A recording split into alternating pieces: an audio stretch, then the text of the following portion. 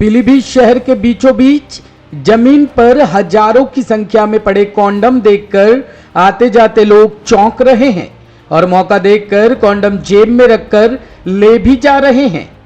Condoms के लगे इस ढेर को देखने के लिए 24 घंटे बाद आए स्वास्थ्य विभाग ने खाना पूर्ति की और कुछ डब्बे लेकर रखकर चलते बने। सोमवार 21 मार्च 2022 को पीलीभीत शहर के नखासा मोहल्ले में एक खाली जगह पर कुछ लोगों ने कॉन्डम का लगा ढेर देखा। पहले तो कॉन्डम्स को एक्सपायर मान लिया गया, लेकिन जब कॉन्डम्स को उठाकर देखा गया तो लोगों के होश उड़ गए। कॉन्डम्स अगले साल 2024 के 10वें महीने में एक्सपायर होने हैं, ऐसा पैकेट पर प्रिंट था। इतना ही नहीं, निरोध के पैकेट पर नाको और HIV हेल्पलाइन नंबर 1097 के साथ साथ government of India free supply not for sale भी लिखा हुआ है। मौके पर लोगों ने इसकी सूचना स्वास्थ्य महकमे को दी तो मौके पर CMO डॉक्टर आलोक कुमार पहुंच गए और कुछ डिब्बे कब्जे में लेकर जांच पड़ताल करने के बाद कहकर चलते बने और कहा ये जमीन पर पड़े हैं, अब इनको दोबारा इस्तेमाल नहीं किया जा सकता। और CMO साहब इस ढेर को यहीं पर छोड़कर चले गए, जबकि खुद कह रहे हैं कि इस्तेमाल नहीं किए जा सकते। जबकि 24 घंटे से दर्जन भर से ज्यादा लोग कॉन्डम के पैकेट उठाकर इस्तेमाल के लिए ले जा चुके हैं और ना जाने अभी कितने लोग इनको ले जाएंगे।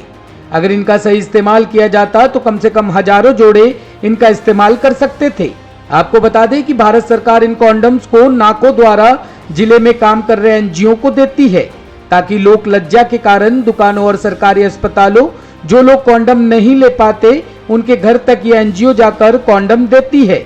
लेकिन NGO खाना पूर्ति कर डिटेल विभाग में भेज देते हैं और कॉन्डम सड़क पर इस तरह न जाने कितने पैसों की बर्बादी और सरकारी योजनाओं को पलीता लगाया जा रहा है। बाकी जिला स्वास्थ्य विभाग क्या कह रहा है इस पूरे मामले से पल्ला झाड़ रहा है, आप खुद सुन लीजिए। पीलीभीत डॉक्टर आलोक कुमार ने कहा कि सूचना मिली है कि खुद अपने स्टोर इंचार्ज और पूरी टीम के साथ मौके पर आया हूं। हमने सैंपल लिए हैं, ये नाकों से विभिन्न NGO को सप्लाई होते हैं। हम नाकों को लेटर भेजकर पूछेंगे कि ये किस NGO को दिए हैं। बाकी जिले के सभी NGO के संचालक को कल मंगलवार को CMO ऑफिस में तलब भी किया गया है। इन हजारों कॉन्डम्स का क्या हुआ, इस सवाल पर उन्होंने कहा ये जमीन पर पड़े हैं, कुछ कॉन्डम बॉक्स से बाहर है, अब इनका इस्तेमाल नहीं हो सकता। सीमा साहब, अभी सैकड़ों की तादाद में कॉन्डम पड़े मिले हैं, बताया जा रहा है सरकारी कॉन्डम यहाँ कैसे आए, क्या जानकारी मिली है? हाँ, ये जानकारी आप लोगों के माध्यम से हमें भी हुई थी, इसीलिए मैं यहाँ देखने आया हूँ और मैंने अपने स्टोर इंचार्ज और फैन टर्निंग टीम के जो मैनेजर और जो TSU यूनिट के लोग हैं सबको मैं लेके आया हूँ पूरे दल बल के साथ, और हमने उसके सैंपल लिए हैं।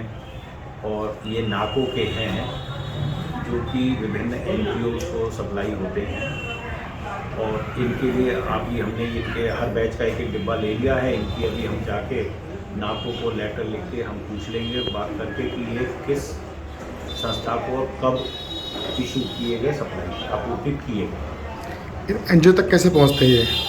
देखिए, ये जो विभिन्न रजिस्टर्ड NGOs होती हैं इसमें उन लोगों को ये सप्लाई आती है और अब हम डायरेक्ट उन्हीं से पूछ लेंगे और एक दो दिन में हम अपने यहाँ सारे NGOs की भी बैठक बुला लेंगे, उनकी क्या कार्य प्रणाली है, क्या वो कर रहे हैं, कैसे कर रहे हैं, उस पर भी इस बहाने से नज़र हो जाएगी, उनकी गतिविधियों का भी आकलन कर लिया जाएगा। अब इन कॉन्डम में क्या करा जाए, क्या कार्रवाई की जाएगी? देखिए, अब ये तो उन्होंने ऐसे में गंदगी जगह पे डाले हुए हैं, तो कुछ खुले भी पड़े हुए हैं, कुछ बंद भी पड़े हुए हैं, तो इनको तो अब इस्तेमाल कैसे किया जा सकता है। NN ब्यूरो के लिए बरेली से सोनू अंसारी की रिपोर्ट।